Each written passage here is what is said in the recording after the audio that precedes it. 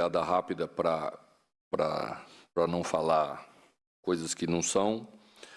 Achei o Inter mais lúcido e a gente um pouco mais na superação, mais no ímpeto, mais na vontade quando conseguiu ter. Sofremos um pouco na frente por uma chegada mais organizada, tivemos volume em determinados momentos, apertamos, roubamos bola, mas foi insuficiente para criar mais oportunidades claras, como a última do jogo, por exemplo, com o Pedrinho. Você tem que criar situações assim para daqui a pouco botar a bola para dentro, tá? Mas foi um jogo jogado. A gente sabia que era um jogo difícil, porque considero eu o Internacional uma equipe que estava fora do lugar na tabela pela qualidade do time que tem, por tudo, né? Estava aí mais por circunstância do campeonato do que pela produção de jogo. Então, nós precisávamos mesmo ter uma capacidade de superação para o jogo. Foi assim que nós trabalhamos e mostramos para os jogadores. Tivemos um problema, ao meu ver, que tivemos dificuldade para encaixar no segundo volante do Internacional, porque, diferentemente dos outros jogos, quando jogava Johnny sempre era mais primeiro, e Aranguiz sempre era mais segundo. Quando saiu a escalação e nós tínhamos Bruno Henrique e Arangues, a gente sabe que os dois jogadores têm capacidade para ser segundo. Então, nessa você não pode escolher um deles para encaixar e deixar o outro mais atrás, porque ambos têm capacidade para sair. E a gente, de vez em quando, errou um pouco isso, né? A preocupação de marcação sobre os meias deles, com o Alan Patrick, com o Maurício, fez a gente baixar um pouco o Moscardo e Maicon. Era necessário que se fizesse isso, mas num segundo momento você tinha que subir. Esse segundo momento que estava a nossa maior dificuldade. Então, a gente deu muitas transições muito livres, como a transição do primeiro gol, por exemplo, que nós deixamos sair a bola aqui atrás, escolhemos marcar um zagueiro e deixamos o volante sair, e a bola chegou no meio-campo com um volante só nosso para dois meias e tomamos o gol. Então, exige mais leituras, jogo assim, são situações mais complexas, que você não adianta definir antes do jogo isso ou aquilo. O jogador tem que ter capacidade de fazer a leitura no meio da jogada, porque o adversário tem capacidade de variação. Então, sofremos um pouco aí. Segundo tempo, acho que arriscamos mais, tivemos mais ímpeto, né? Faltou um pouquinho de lucidez, mas fizemos um jogo jogado. Só temos que parar de perder na nossa casa, porque a gente não pode se acostumar a conviver com resultados assim. Mano, aqui, Rafael Jacobucci, da Rádio Craque Neto. O senhor citou agora há pouco alguns erros no aspecto tático da equipe do Corinthians. O trabalho é recente, mas eu queria que você fizesse um balanço na parte física do Corinthians nesta temporada. Esses erros táticos têm a ver com a parte física do Corinthians? Não. A gente organiza a equipe taticamente para minimizar as dificuldades que a gente possa ter fisicamente. Uma equipe mais organizada, ela sofre menos, né? Mas não tem jeito, né? Tem determinados momentos que a disputa passa a ser intransferível. É 1 contra 1 e você tem que vencer esse 1 contra 1 mais vezes. São duelos individuais que se estabelecem em jogo para se estabelecer, às vezes, uma superioridade tática, né? Não acho que foi físico o problema. Sinceramente, não acho que foi físico, no jogo especificamente de hoje. Se você quer fazer alguma análise individual de alguma, aí eu não vou entrar, porque aí não é correto, e muito mais ainda em cima de alguma derrota, eu acho que não acho correto. Mano, boa noite, Pedro Ramiro, da Rádio Bandeirantes. A informação que a gente tem é que você teve o seu primeiro contato com o novo presidente, o Augusto Melo. Queria que você falasse como foi esse encontro. E o Augusto, quando foi eleito, disse que o Corinthians vai sofrer um grande choque de gestão, né? Você acha que o Corinthians precisa desse choque de gestão no elenco também? Obrigado.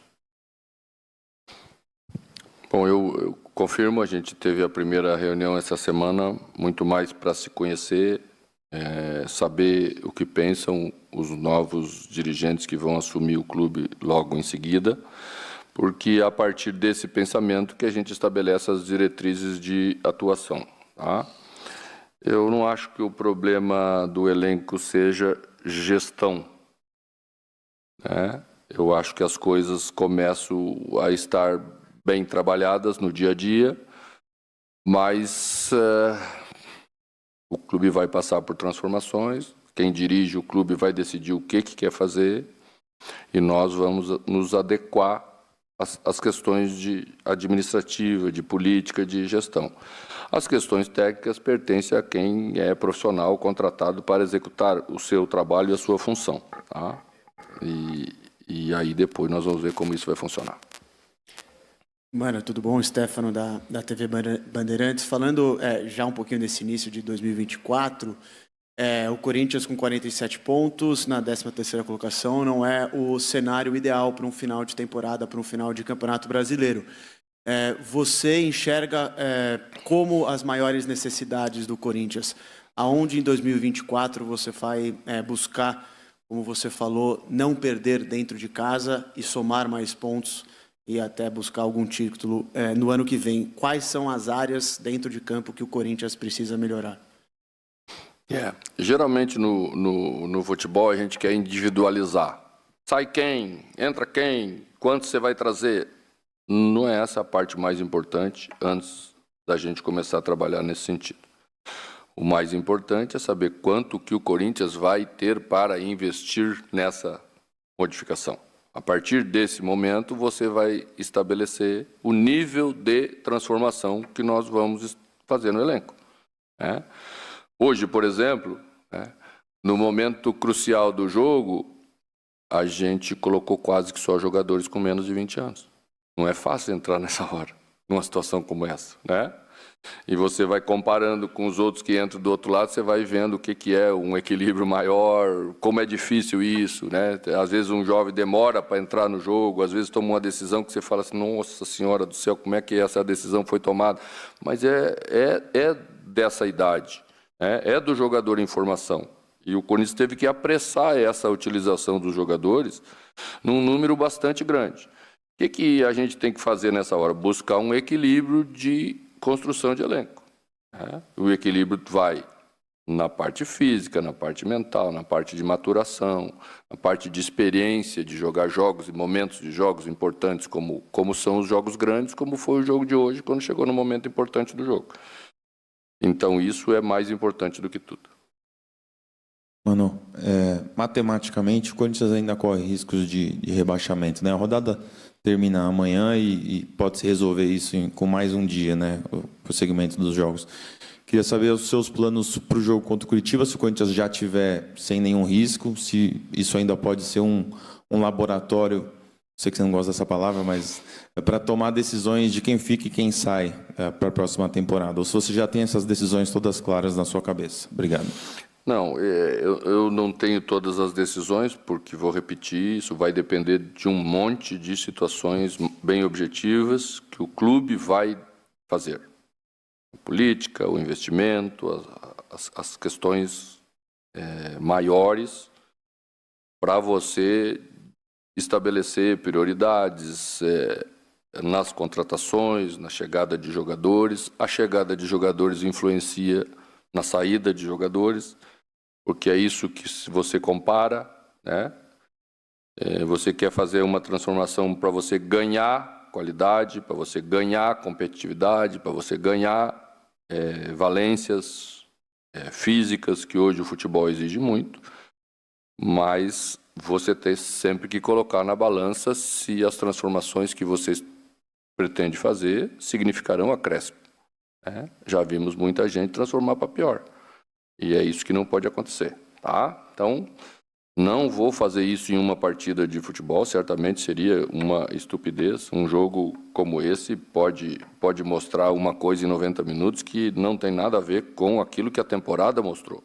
A temporada está clara, está diante dos olhos de todo mundo, e é isso que você tem que levar em consideração para avançar naquilo que o clube vai propor.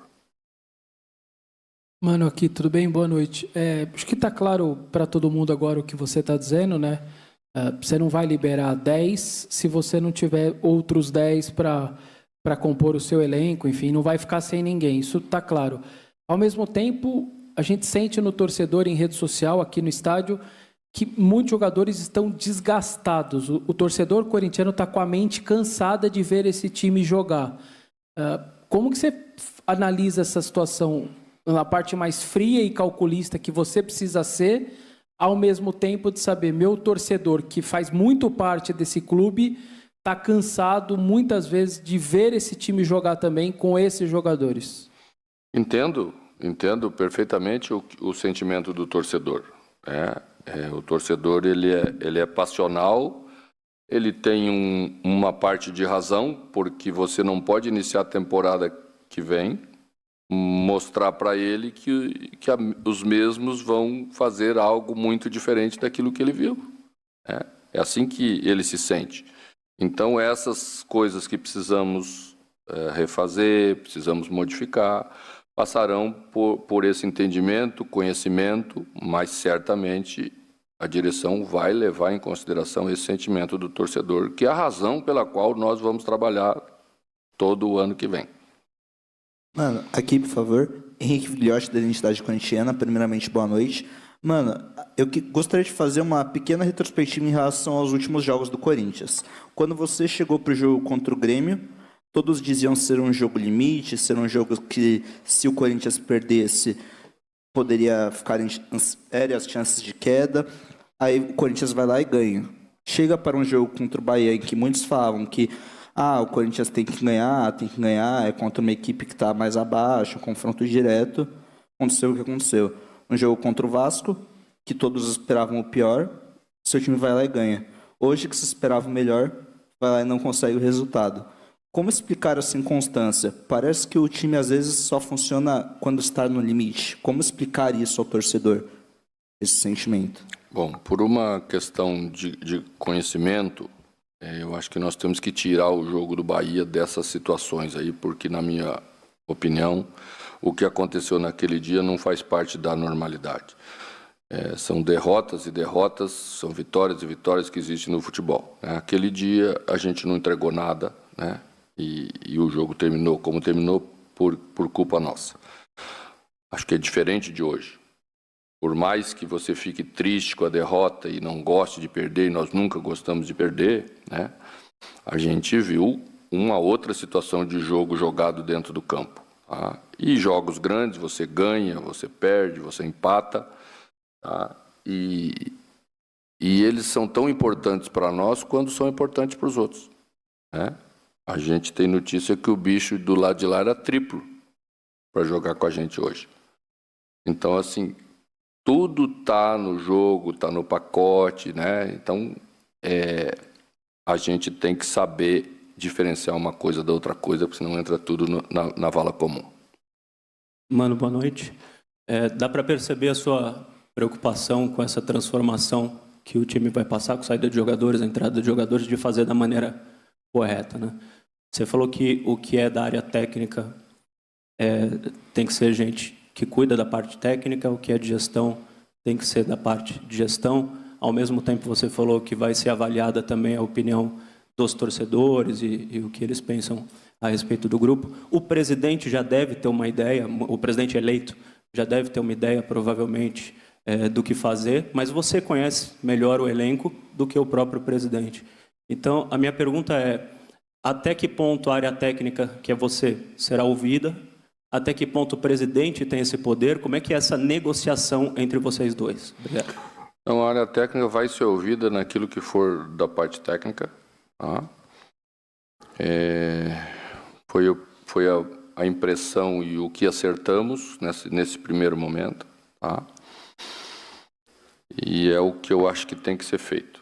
Tá? O clube sempre deve ter algumas questões que são institucionais, e aí entra essa compreensão que você tem que ter do sentimento do torcedor. Você não pode desconsiderar essa razão principal pela qual você existe, que é pelo torcedor, Mas você sabe, tem que ter um equilíbrio, tem que ter uma parte de razão. Existem as questões financeiras, existem as outras questões todas que serão levadas em consideração pela parte administrativa de gestão do clube. Mano, Alex Dinarte, da Rádio Coringão.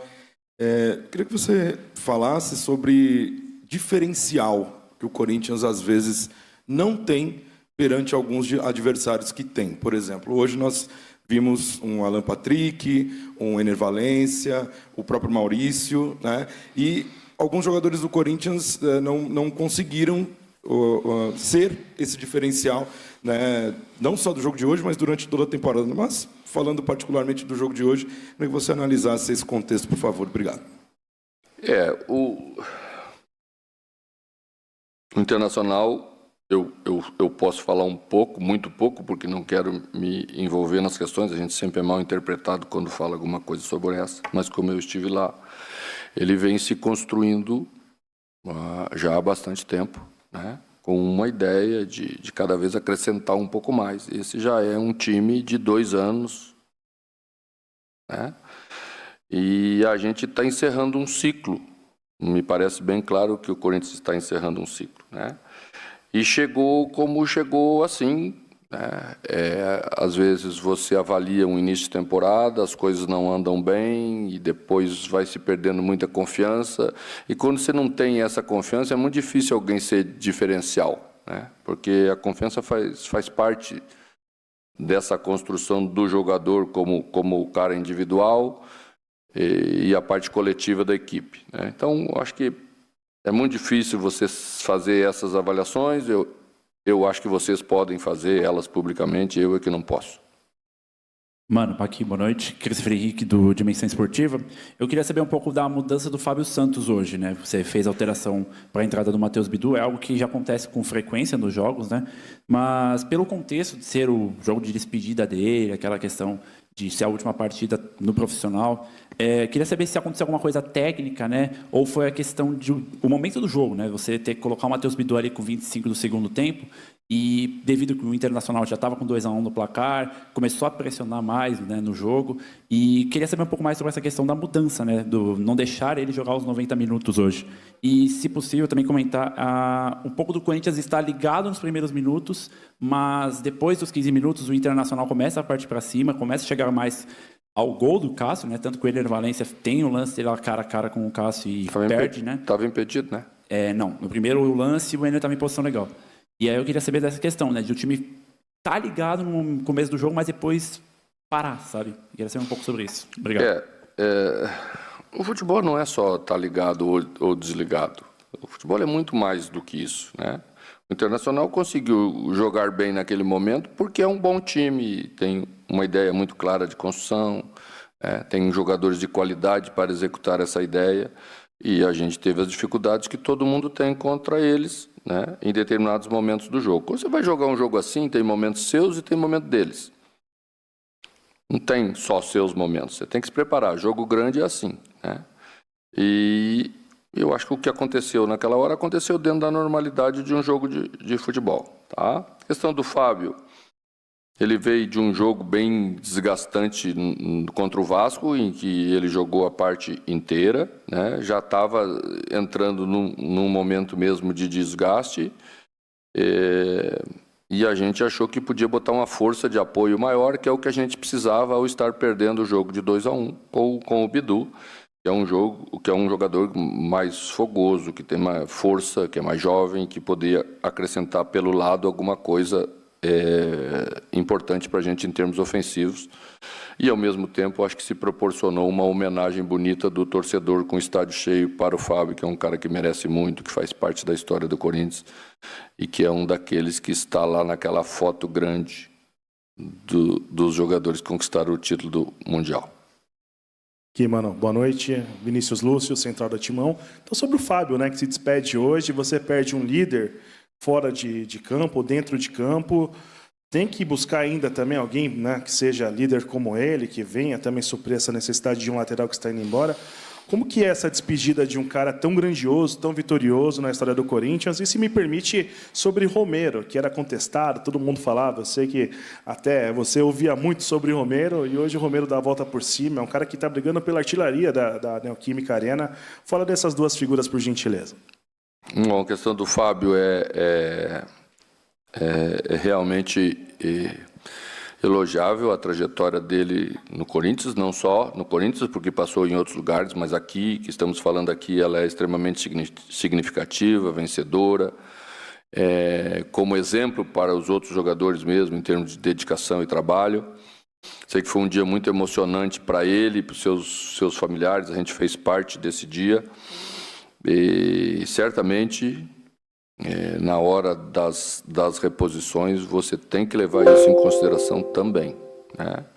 Porque esses jogadores, eles fazem falta nos momentos importantes, das dificuldades, principalmente de um jogo, de saber entender, às vezes, a superioridade que você está tendo, como conservar e como manter placares importantes para você manter vitórias, e eles ajudam muito nesse aspecto, né? Então, achar esse equilíbrio também é importante nas escolhas. Não precisa ser exatamente na mesma posição, mas tem que estar em outro lugar, jogadores com essa liderança, sim. A questão de Romero, né, é um jogador que sempre deu a sua contribuição importante para o Corinthians. Em outro momento, sempre foi muito tático, muito usado, e sempre comparece no placar com seus gols, né?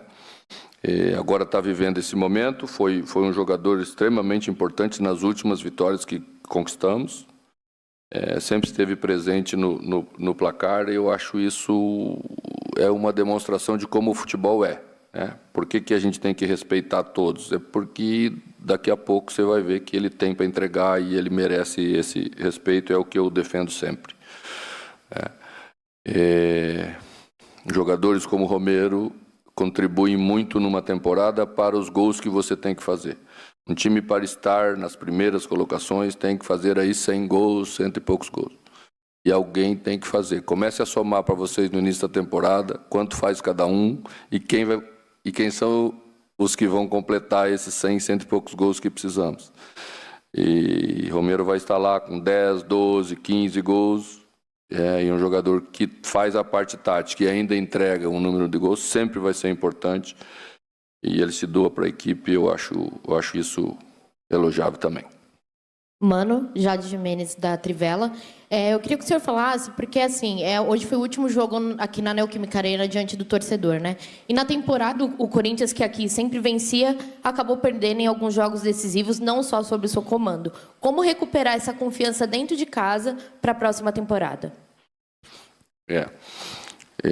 O fator casa, ele é importantíssimo no futebol brasileiro. Se a gente olhar a maioria das equipes, a composição dos resultados positivos sempre está com um percentual bem alto em casa, né, e bem mais abaixo fora de casa.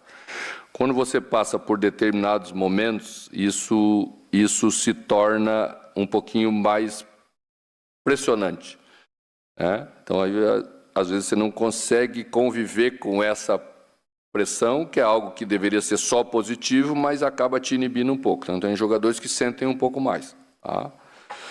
Mas eu acho que é só transitório, é só temporário. Nós vamos voltar a vencer como a gente sempre venceu. No ano que vem será diferente. Obrigada, Mano, a todos que nos acompanharam. Boa noite. Até a próxima.